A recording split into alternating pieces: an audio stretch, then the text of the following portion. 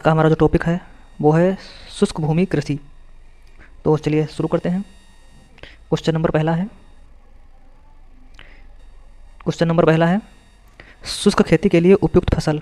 तो इसके लिए जो उपयुक्त फसल है वो आपका हो जाएगा सरसों। सरसों दुआ व तोरिया। शुष्क खेती के लिए सरसों दुआ व तोरिया उपयुक्त फसल है, क्योंकि इसकी पानी की बहुत कम आवश्यकता होती है, इसको पानी की बहुत कम आवश्यकता होती है। ठीक है। नेक्स्ट क्वेश्चन, क्वेश्चन नंबर दूसरा है शुष्क खेती हेतु फसलों एवं प्रजातियों में गुण, कौन सा गुण होना चाहिए।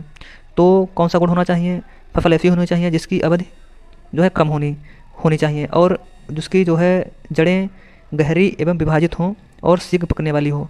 तो इसका राइट आंसर हो जाएगा ऑप्शन डी, उपयुक्त सभी। नेक्स्ट क्वेश्चन, कौन सा कथन सत्य नहीं है। चलिए देखते हैं। ऑप्शन ए है 13.24 सेंटीमीटर वर्षा वाले क्षेत्र में कांटेदार पौधे उगते हैं। ऑप्शन बी है 13.25 से 35.1 सेंटीमीटर वर्षा वाले क्षेत्र में घास के मैदान होते हैं। ऑप्शन सी है 35.2 से 61 सेंटीमीटर वर्षा वाले क्षेत्र में झाड़ीदार पौधे उगते हैं। ऑप्शन डी है अधिक वर्षा वाले क्षेत्र में अर्ध शीतोष्ण वन उगते हैं। तो इसका राइट आंसर हो जाएगा, जो सत्य नहीं है वो हो जाएगा ऑप्शन बी। घास के मैदान 65 सेंटीमीटर वर्षा से अधिक वाले क्षेत्रों में घास के मैदान पाए जाते हैं। आपका जो प्रेरी घास के मैदान है ये उष्णकटिबंधीय और स्टेपी घास ये आपके शीतोष्णकटिबंधीय वन है, घास के मैदान है। नेक्स्ट क्वेश्चन, क्वेश्चन नंबर 4, शुष्क और अर्धशुष्क सेम एरिड और सेमी एरिड क्षेत्र अधिक उपयुक्त होते हैं। तो ये अधिक उपयुक्त होते हैं विंड इरोजन के लिए, यानी वायु अपर्दन के लिए। नेक्स्ट क्वेश्चन,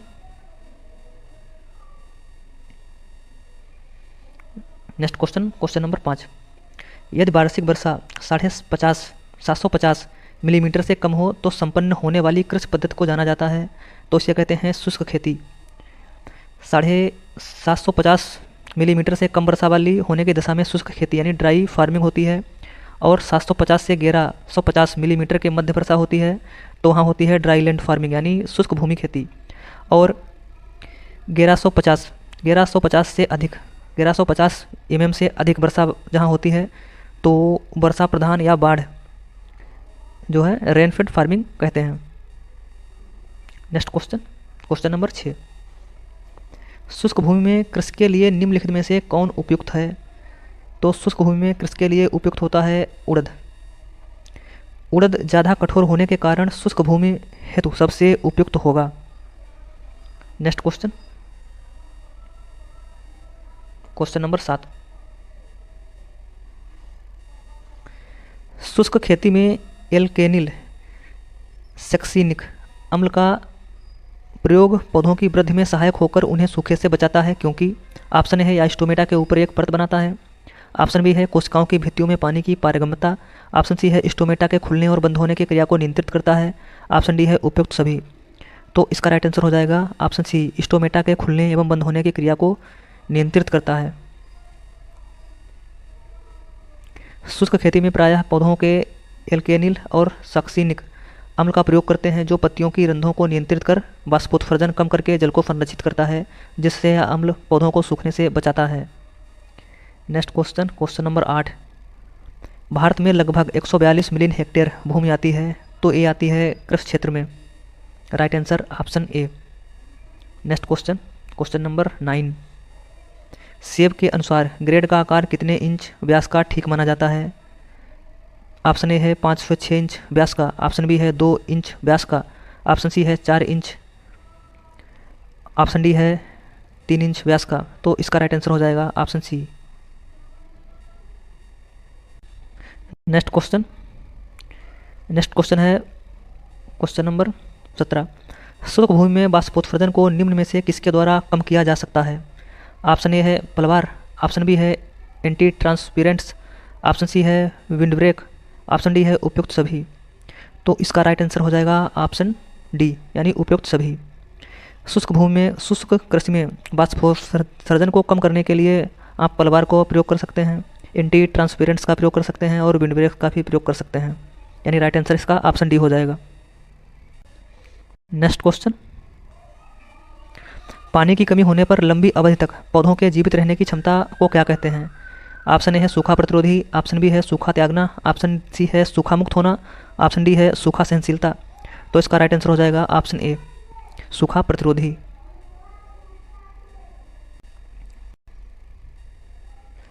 पानी की कमी होने पर लंबी अवधि तक पौधों के जीवित रहने की क्षमता को सूखा प्रतिरोधिता कहते हैं। कुछ सूखा प्रतिरोधी फसलें हैं और उनकी प्रजातियां, जैसे मक्का है, मक्का की HM5 और आपकी सीडटेक 2324 MH10, और शुगर केन की आपकी है CO 98014 और CO 0239, और जूट की आपकी है JR 07835 और JRO 878 और डंठ बन। Next question, which one of the following annual rainfall is to practice rainfed agriculture. तो इसका राइट आंसर हो जाएगा ऑप्शन बी, रेनफीड फार्मिंग पूछ रहा है, ये होती है 1150 mm से अधिक। चलिए देखते हैं फार्मिंग एग्रीकल्चर और एनुअल रेनफॉल mm में। ड्राई फार्मिंग ये होती है 750 mm से कम, यानी लेस देन 750 mm, और ड्राई लैंड फार्मिंग ये होती है 750 mm से 1150 mm के बीच, और रेन फीड फार्मिंग ये होती है more than 1150 mm। Next question,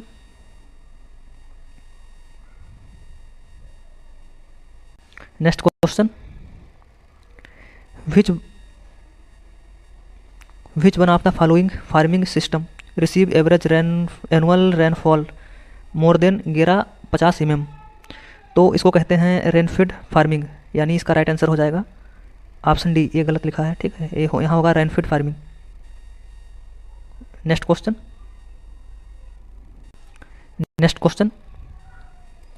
question number 23, सूखे क्षेत्र के कम अवधि के वार्षिक पौधों को कहते हैं, तो इसको कहते हैं एफेमेरलूस। नेक्स्ट क्वेश्चन नंबर 24, फिजियोलॉजिकल सूखा होने का प्रमुख कारण।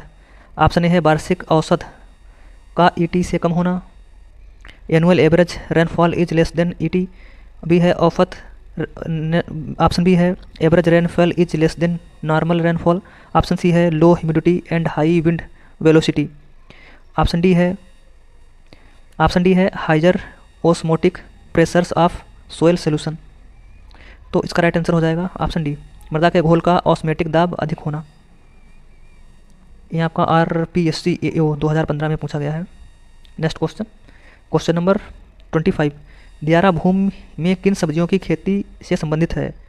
तो दियारा भूमि है, वहाँ अक्सर आपने देखा होगा नदियों के किनारे कद्दू वर्गीय फसलें, आप जैसे खीरा, ककड़ी, लौकी, ठीक है, इस प्रकार की फसलें जो है उगाई जाती हैं। नेक्स्ट क्वेश्चन, भारत में कृषि योग्य भूमि का अधिकांश भाग आता है, तो ये आता है ऑप्शन सी, 750 से 1150 मिलीमीटर वर्षा की रेंज में। 750 मिलीमीटर से अधिक वर्षा वाले क्षेत्र में फसलोत्पादन, जहां बाष्पोत्सर्जन कुल अवक्षेपण से अधिक होता है, ड्राईलैंड खेती कहलाती है। ऐसे क्षेत्र में सूखा पड़ता है मगर फसलें मारी नहीं जाती, ठीक है। फसल सफल खेती के लिए जल संरक्षण अपनाते हैं। नेक्स्ट क्वेश्चन, इस टॉपिक से इतने ही क्वेश्चन थे जो कि विगत वर्षों में पूछे गए हैं।